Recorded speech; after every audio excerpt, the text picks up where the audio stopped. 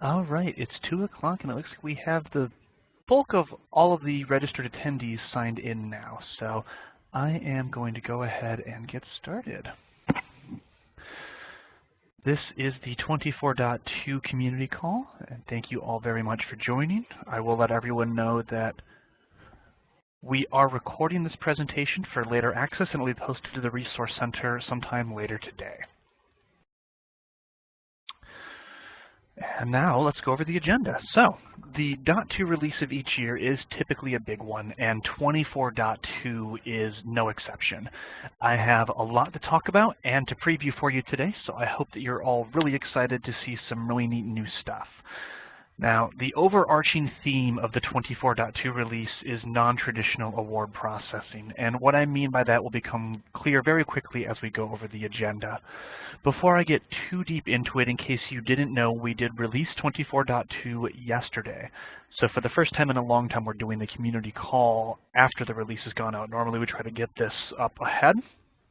We were initially looking for releasing 24.2 a couple weeks from now, but because of the Pell charts and the timing from all of that, we wanted to get it out to you guys sooner rather than later. So hopefully that makes sense and you're all happy to have access to this a little bit earlier. But anyway, first off, I want to cover some agenda items. We have some brand new PowerFAIDS concepts to introduce, including programs and academic years. From there, I'm going to touch a little bit on redesigned POEs, and we've created some new budget options for you. We have some very cool enhancements to email attachments that I think a lot of you are going to be happy to see. The student employment tracking functionality has also been enhanced with a new layout format and some other cool options. And then finally, I will wrap up today's call with two topics that don't apply to all users. So those of you who don't need information on the APIs or on NetPartner can hop off the call if you wish. I will say what I have to preview for each of these topics is pretty awesome, so even if they don't apply to you yet, you may still want to stick around and check out what I have to show off. So as I mentioned, we have a lot to cover. Let's hop right in.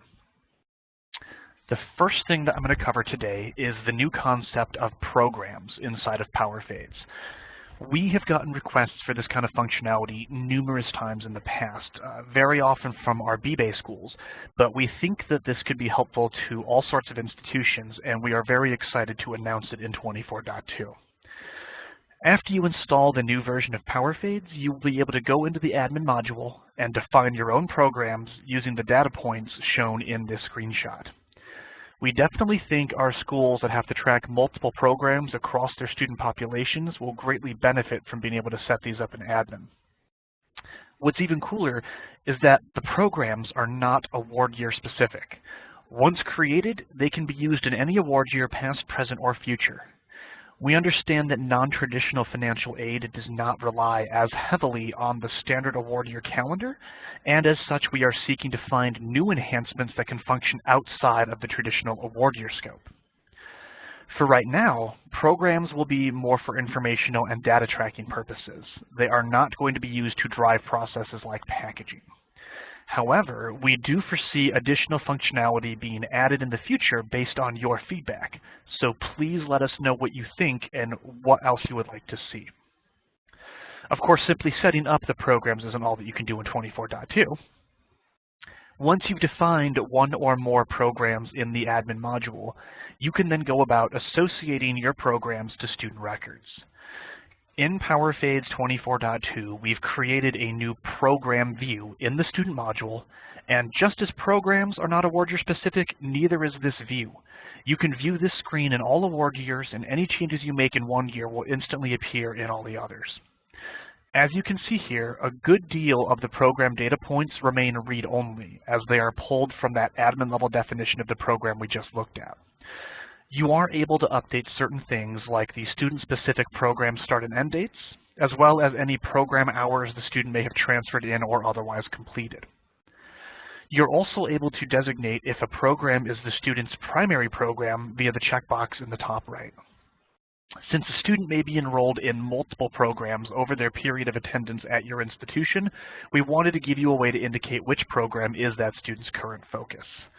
Barbara will get more into this in the quick chat that's coming up on February 13th, but as a quick preview, the remaining hours and weeks fields they will automatically update based on the values you put into the transfer and other hours fields, and they can even pull POE level data to complete the calculations as well.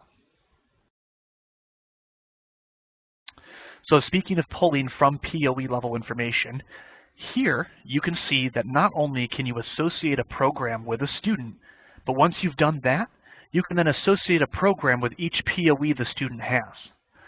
This screenshot shows that you can assign programs to POEs in any award year via the Associate Programs to POEs button.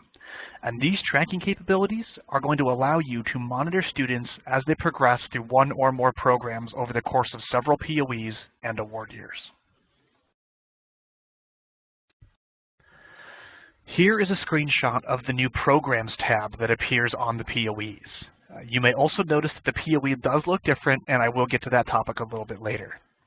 For now, you're able to track POE-specific information, or POE-specific program completion information in PowerFAIDS24.2, including the hours and weeks completed by the student in the scheduled POE.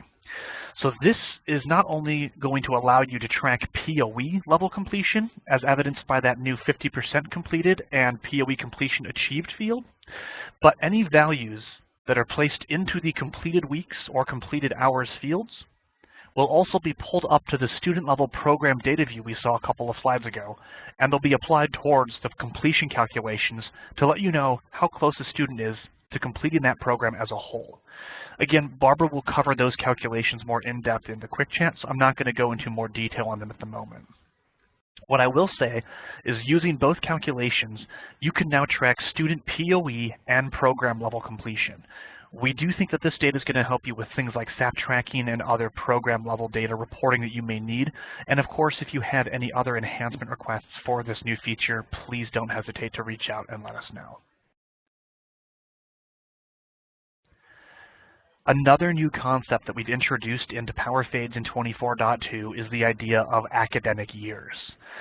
This is definitely more geared towards our schools that process loans using BBay, and we hope that it's going to make your data tracking a little bit easier. In admin, you are now able to define a basic academic year, and these academic years are also not constrained by award years. We know that when you're using BBay, having an academic year that spans multiple award years can be very difficult to handle in PowerFAIDS, and this is one of our first steps towards finding additional tools that can help ease that process. Similar to the programs, these academic years are not going to drive things like packaging as of 24.2, but we're open to ideas on how they can be made more powerful in future releases. Also similar to programs, once you've defined your academic years in admin, you can then go to the student module and you can associate one or more academic years to your student records. And yes, this screen is also not award year specific. So now you'll be able to see which academic years your students are associated with in any award year you happen to be logged into. Along with that, but you're also able to associate academic years with POEs to allow you to indicate which POEs are being paid from which academic years. Even better, though, is that once you've associated an academic year with a student and also with one or more of that student's POEs, PowerFAIDS will then collect all of the subsidized and unsubsidized loan information from the associated POEs and display that information in the academic year screen as shown here, even if those POEs are from different award years. Barbara will also show off this functionality more in depth during the quick chat, so please register for that if any of this is interesting to you.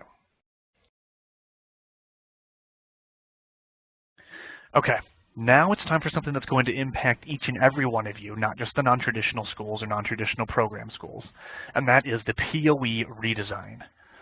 When we realized that we were going to need to add in a bunch of new fields for tracking program information at the POE level, we also realized that there was no way we could fit those fields into the current POE layout without making it a huge mess. So we worked very closely with the advisory group to redesign the POEs in a manner that we believe will still give you the ease of use you've come to rely on, while also giving us the flexibility to add more functionality into the system now and in future releases. What we ended up doing was basically removing the expander button on each POE and moving the information that was hidden inside that collapsed section into new tabs on the POE. So here you can see that the POE view can now fit 3 full POEs on it without even needing a scroll bar. You might also notice there are new program and academic year fields on the POE General tab. These are the fields that are going to get updated when you use that Associate button we previewed in the prior topics of this call. Here you can see examples of the other 3 tabs on POEs now. So distribution patterns, which we added even more of in 24.2, so instead of having A through L, you now have A through Z. So distribution patterns have gotten even more flexible and customizable. There's a program information tab, which is in the middle of this screenshot, and we already took a quick look at that earlier. And then the last section in this screenshot is the R2T4 information. The distribution patterns and the R2T4 information sections still work basically the same way as they did before. And since we already talked about the program tab, I'm not going to spend a lot of time on this slide. It's more to illustrate what it looks like now and how the tabs work. So I really hope that the new POE design makes sense to everyone and that people are excited about the possibilities we now have for adding in additional functionality in the future. While we're on the topic of POEs, I did want to touch on one more thing. So some of you may be familiar with the current POE units budget calculation functionality, in which you can take the value that's in the credits field on the POE and run it through an algorithm to come up with a budget calculation for that specific POE, thus getting around some of the one-to-many issues you can find when it comes to dealing with POEs and budgets and algos.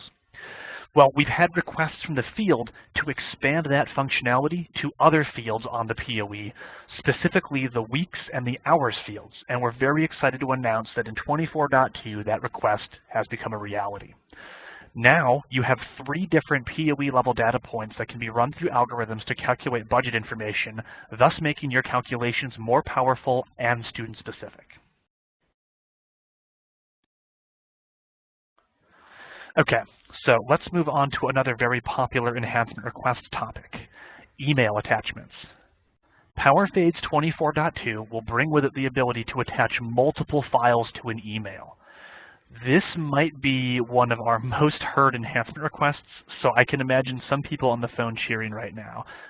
When we brought it up during the advisory meeting to demo this to them, a lot of them got very excited at this as well. So hopefully you're all as excited as we are that this is in the field. PowerFAIDS24.2 does have a total limit for combined file sizes, so that's going to be 10 megabytes, which may or may not work with your current SMTP server settings. So we recommend that you reach out to your IT departments to see what sorts of restrictions are in place at your institution. However, you can have an unlimited number of attachments so long as all the attachments don't exceed more than 10 megs. But wait, there is more. Not only can you have multiple attachments now, but you can also use attachments on your template-based emails instead of the ad hoc emails. So yes, you heard me correctly. You can attach a verification worksheet to your verification template emails, or an appeal form to your SAP notifications, or any other combination of attachments and templates that your heart desires. And yes, you can include more than one attachment on your template-based emails as well. So with that announcement, I'm about halfway done with the call, so we do still have more fun stuff to keep going over. The next thing I want to go over are enhancements we've made to the Student Employment Tracking Data Integration Import. As you all might remember, we've recently been pushing to try and convert a lot of our current flat file data layouts into a CSV format to make file creation and data processing easier for everyone. I'm very pleased to announce that the student employment load is the next data import that has been converted. On this slide, you can see an example of how easy it is to create a new student employment load file. CSV is absolutely one of the simplest data layout options, and hopefully a lot of you are excited about the new direction we're trying to take data integration in. We do have some other cool new enhancements to the student employment load, but they don't make for exciting screenshots, so I don't have pictures of them up on here. But first off, we've enabled the scheduler now to work with the student employment load. So those of you that utilize the data integration process for bringing your student earnings in and use the scheduler, you can now link those two up and automate that process. Second, We've also created an API to handle the student employment load. So our schools that have begun to implement the API have another tool in their toolbox in that regard. Speaking of APIs, we do have some other cool new stuff in that vein. I mentioned student employment tracking already, but we also now have an API that will allow you to utilize global comments. So that includes being able to get or post comments, and I think it's going to be very useful. With the addition of global comments, all aspects of the external update that currently exist in the XML flow are now available via API. So if you are waiting for that functionality to finish off, now is your chance. Everything that you can do in the XML EU, you can now do via EU in the API. Another cool new idea that was brought up by some PowerFAIDS users at last year's conference was the idea of a selection set population API. Basically what this API does is it allows you to specify a selection set token, and it will then send you back all of the alt IDs for the students that are inside of that selection set. That way, if other offices on campus know the token for a specific selection set, such as a list of students that are not making SAP, or students that have not finished their aid application, they can use the API to query that selection set to get a list of those students, and then they can perform outreach to assist them, and they can do that on their demand without having to ask you to generate that list for them every time. Finally, another popular enhancement request at the conference was to allow certain APIs to trigger need analysis after updating student data. So as of PowerFAIDS24.2, some of the external update-related APIs will now have an additional URL attribute that will allow you to specify if you would like need analysis to be performed on the student record after the API call completes. Please review the API documentation for any more information on that new feature. We are very excited about the feature of PowerFAIDS APIs, and we've already heard from numerous schools that have started working on implementing them, but as always, we still want your feedback. I've received emails from some of our schools providing me feedback on the API documentation or asking for additional functionality, and I always make sure to collect that information, and we apply that to future decisions we make for upcoming releases.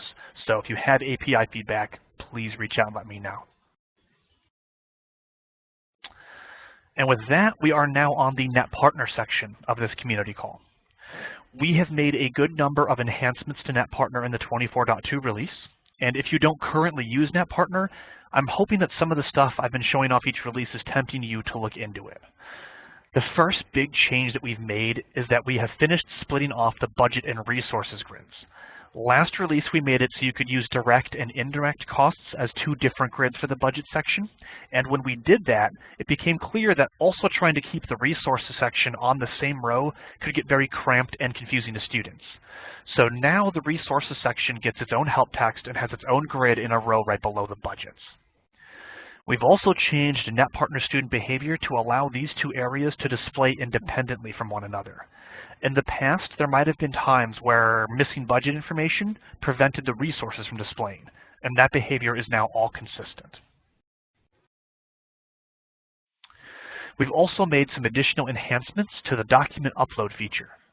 So first off, PowerFAIDS now allows you to have the Net Partner documents uploaded to an Amazon S3 bucket instead of a local file storage location on your institution's premises. I'm going to say right off the bat, this is definitely a more technical option, and we do not expect all of our PowerFAIDS users to adopt that feature. That being said, if your school has a good understanding of AWS cloud technologies and wants a more secure cloud-based storage option for Net Partner document uploads, 24.2 is going to be your best friend. Not only did we manage to allow you to upload to S3, but we've even tweaked the View Net Partner Documents button to allow you to retrieve a list from S3, and you can even download or delete files directly from AWS using that interface. So it's super cool. I'm very proud of it, and hopefully a lot of you out there listening to this are excited about that idea. I had another enhancement request during last year's conference right after my initial demonstration of the document upload feature, and it was geared towards schools that already have an institutional imaging system but wanted to combine that functionality with the Net Partner document uploads. The scenario they outlined was the need to be able to have a central repository for Net Partner documents that could be parsed by a simple program which then moves the uploaded documents into the imaging system. Now, the default NetPartner document upload folder hierarchy and naming convention did not easily support that sort of behavior. So in 24.2, we have a new feature that allows you to set up a custom file naming convention. If you set the highlighted field in this screenshot to no, it will open up a new option that will allow you to specify how you would like the files that are uploaded via NetPartner to be named, and then all of the uploaded files will be deposited in that one root destination directory. So here's what the naming convention editor looks like.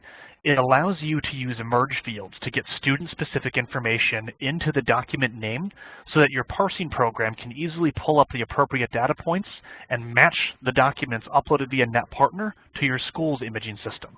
So in this example, any file that's uploaded via NetPartner would have the award year, alt ID, last name, and first name of the student used in the uploaded document's file name.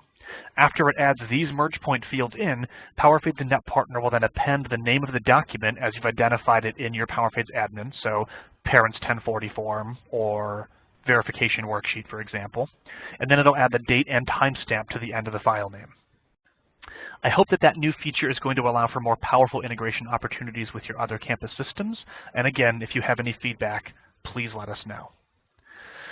Finally, to further assist our iDoc users and allow for a simple and consistent experience for your students, we've added a new document-level option that allows you to link to the iDoc student portal.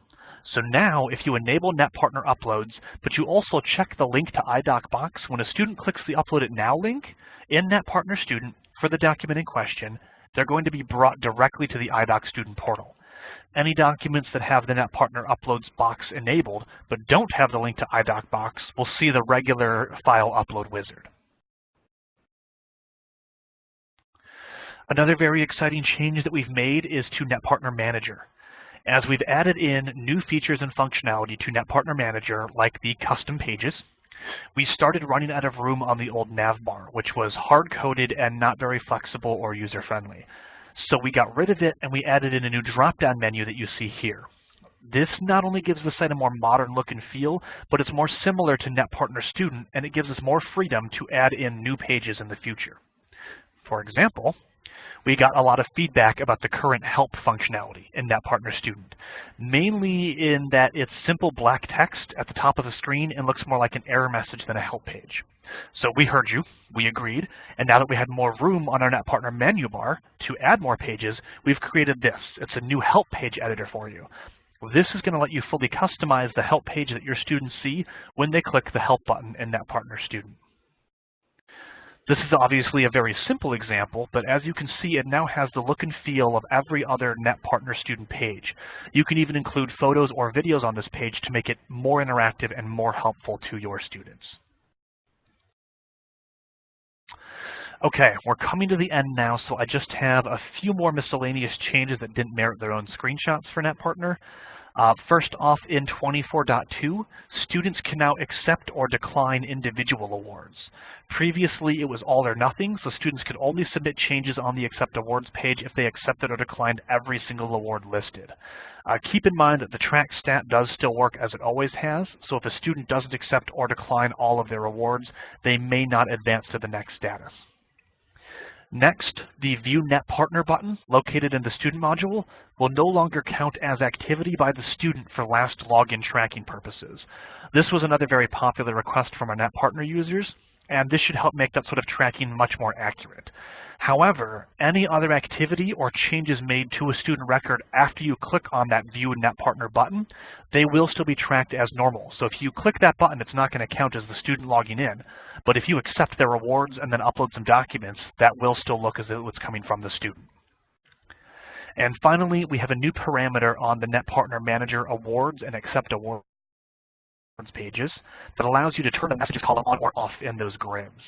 So now, if you don't want the fund-related messages to show up inside of your awards grids, you can disable the column and you're all set. That's all I had to preview for you today, but please remember to go through the release notes after you've completed your upgrade.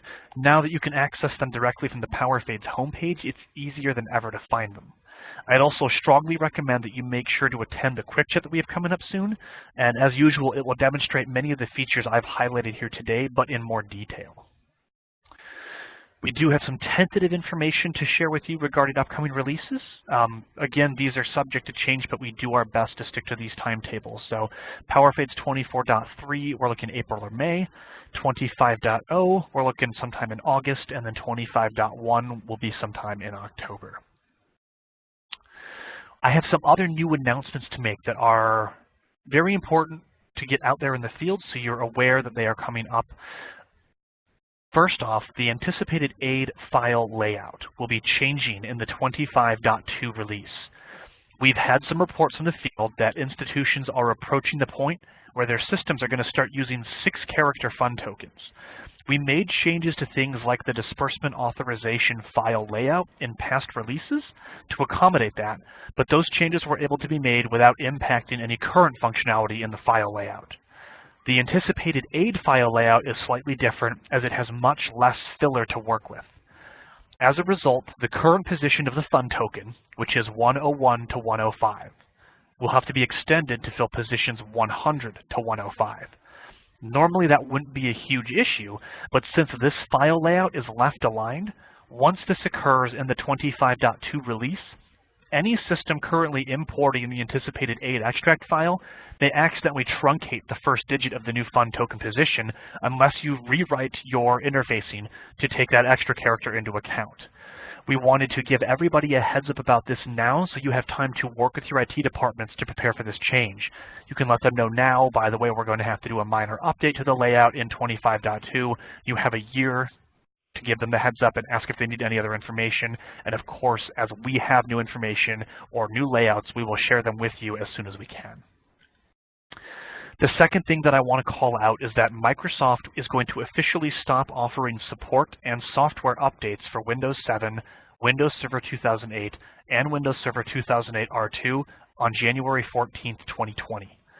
Microsoft recommends that you upgrade or migrate to a more recent operating system prior to that January 14th, 2020 date to ensure that there is no lapse in service or security of your software. Now, we stopped supporting Server 2008 and Server 2008 R2 back in PowerFAIDS24.0, but come January 14th, 2020, we will officially stop supporting Windows 7 for use in a PowerFAIDS environment as well. In case you missed the conference this year, we announced that PowerFAIDS Cloud was a thing. For more information on PowerFAIDS Cloud, please make sure to visit the Resource Center and share your thoughts with us via the email address provided here. We also have a usage survey available at the link on the bottom of this slide, and we still need as many users as possible to fill that out for us, so please take the time and complete that when you get a chance. As I mentioned, we will have the usual quick chat for the 24.2 release, and we also have plenty of other training resources available on the PowerFAIDS Resource Center. We have an ICER corrections training coming up March 20th, 2019, so if that's in your wheelhouse, please make sure to register for that while you're registering for the quick chat. And with that being said, I'm going to open the floor up to questions. So I think there's already something in the Q&A section.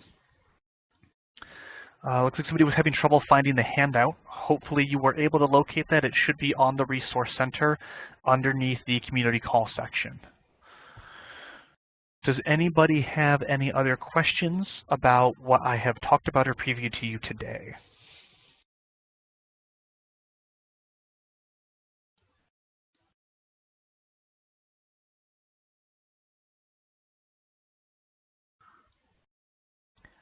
Tom, this is Barbara. I do not have any questions coming through on my chat or my Q&A. And you are absolutely accurate that the slides for today are on the PowerFAIDS Resource Center under Community Call. Thank you, Barbara. Okay, I just got a question coming in. Okay. So, will the new programs and academic years change how we currently use PowerFAIDS? What I mean by this is, do we have to use them and set them up, or can we continue functioning like we currently do and look at setting it up down the road? That is an excellent question. The answer hopefully will make you all happy. They are completely optional. So if the idea of having academic years and programs is exciting to you, but you don't have the time to implement them right now, you can continue processing and using PowerFAIDS as you always have with no change to your functionality or your processing, and you can incorporate these new features into your workflows sometime down the road when you have more time. We did not want to make them a new requirement or force them into your existing workflows because we understand that sort of change is not minor. We did not want to force that on anybody who did not need to use it. Another question, do you anticipate developing an API to add or update documents? Yes, I believe we actually have an API that is live now that can be used to add and update documents on the student record.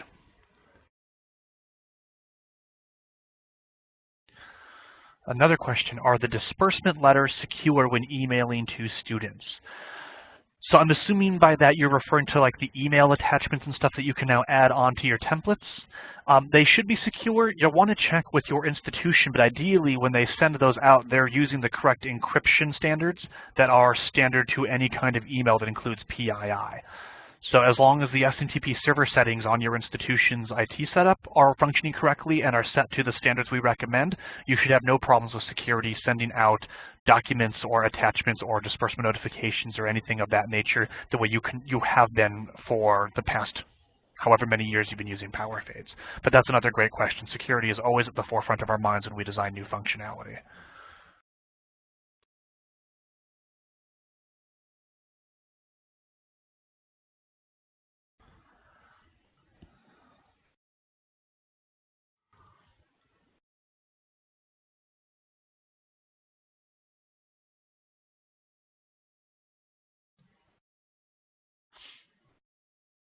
Anybody else have any questions or concerns or feedback?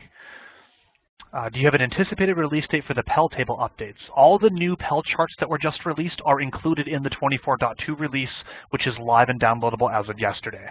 So if you do need to get the new Pell charts, please go ahead onto the SFTP right now, download 24.2, and work with your IT team to get that installed, and you'll have them immediately.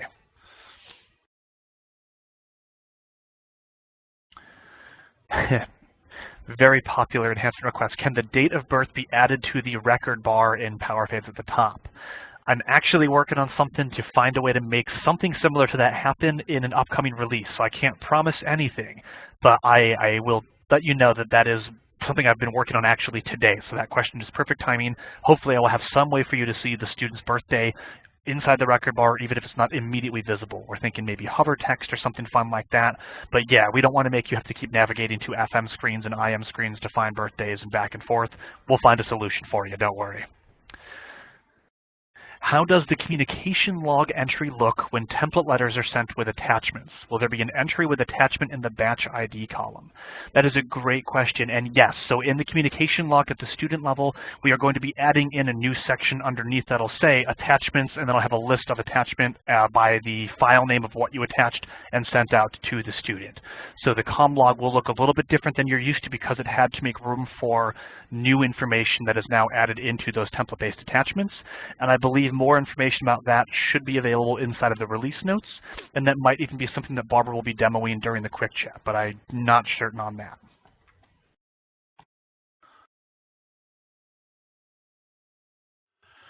Excellent question so far, though.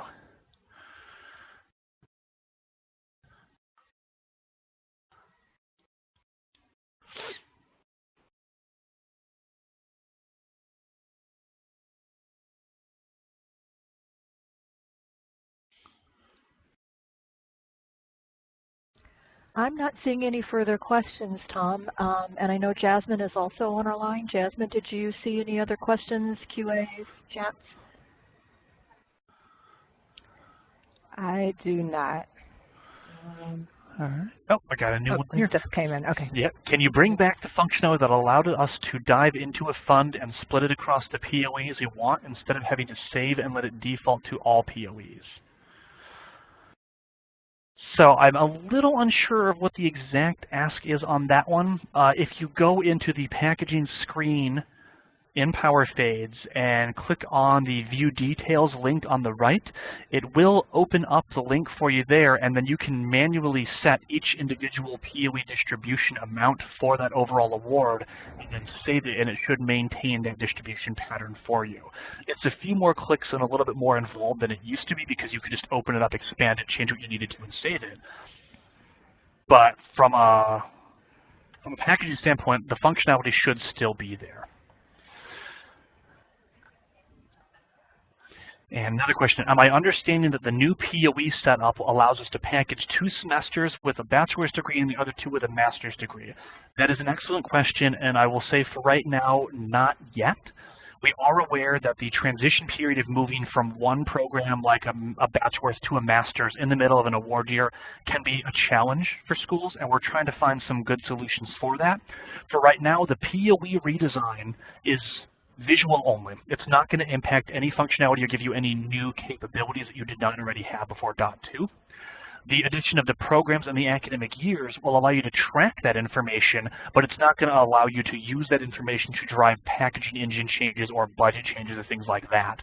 Those kinds of ideas are things that we're looking at for future releases, but because of how complex the processes are, like packaging or budget calculations, we have not been able to quite figure out everything that needs to go into them to make sure that they work to your specifications and your needs. So if you do have a specific request about, I need to be able to package X, Y, and Z in these scenarios, please send an enhancement request email to support and let us know what the scenario you're trying to create is and the business reason for why you need it, and we will bring that and discuss it in our backlog and figure out how we can add that into a potential future release. I thought in 24.2 NetPartner would display direct cost to students. I did not see that on the NetPartner screen you showed. We set up room and board costs for both direct and indirect use this enhancement. So, okay, so yes, NetPartner can display direct and indirect costs to the students now. Once you've set up those options inside of the budget category section in the general parameters in PowerFAIDS admin, you then have to go into NetPartner Manager, go to the Manage Content section, and open up the Awards page. Inside the Awards page, you'll see a radio button option, a parameter that says it's divide or split out or something along those, but it's to separate direct and indirect costs. You have to set that option to yes, then submit those changes in NetPartner Manager, then refresh NetPartner Student, and from that point forward, the direct and indirect costs should be split out on the awards page in NetPartner Student.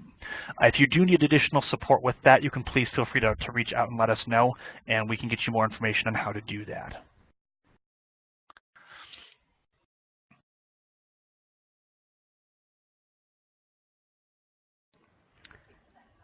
Okay. Tom, this is Jasmine. I had a question come through. Sure. Okay. Oh, a lot of questions came in. Okay, so the first one, I love the new Batch Wizard function of adding awards. Any chance we can make it POE specific in future years? So I put all of study abroad scholarship in fall rather than splitting it between fall, spring. That's a great idea. Yeah, please send that through as an enhancement request, and I can look to see what options we can do for the Batch Wizard add award functionality. I like that a lot. Okay, next question.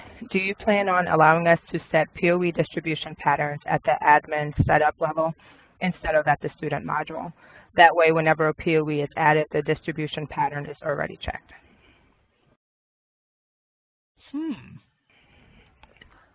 That is also an excellent idea. So I think from what that sounds like, they want to be able to set a default selection of distribution pattern options rather than having to manually set them at each student level or have to run the Batch Wizard. So I like that a lot. Yeah, absolutely. Please send that through as an enhancement request as well, and we'll see what we can do about that one. Okay, and the last one I have, can you add a feature that shows us what's wrong when unable to package? Sometimes it's difficult to find out what is wrong when it says financial aid and eligible. I would like for it to show us what is wrong. That's also an excellent idea. We want to find a way to make the packaging engine more intuitive and user-friendly. I would absolutely agree that sometimes when you're running packaging, especially batch packaging, it can be difficult to suss out all the different errors for all the students on there. So yeah, if you can please write up an enhancement request. If you have any ideas for what that might look like or how you prefer to get that information, include that in your enhancement request, as well as any scenarios that in particular are troublesome for you to identify and resolve. We can take all that information and kind of toss it around amongst ourselves and figure out what kind of solutions we can come up with for it. But yeah, we can absolutely look into that for you. That is a great idea.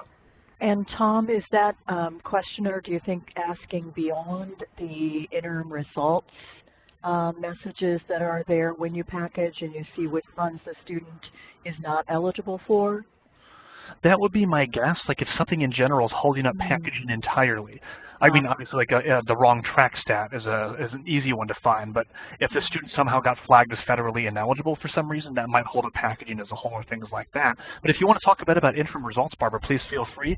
I know I will completely admit I am not as familiar with that functionality because I never used it at my school, and there might be other people on this call who are also not as familiar with it. Yeah, it's in the results. So when you try to package and it doesn't package the way you think it should, Jasmine, correct me if I'm wrong here on what it's called. I think it's called interim results. It might be called messages. It might have a combination of those two. But it's the interim results. Interim results, thank you. So it's right under, or the second thing under packaging. And when you go through the packaging process, either manually or by using the package button, you will see plain language words for why that student cannot have that fund. Now, some of that plain language isn't as plain as it could be, but it does give you some information about what is wrong with that student and why they cannot have that particular fund. So if it's beyond that level that you're getting to, if you have already looked at the interim results and you say, wow, that doesn't tell me enough, then yes, by all means do an enhancement request for us.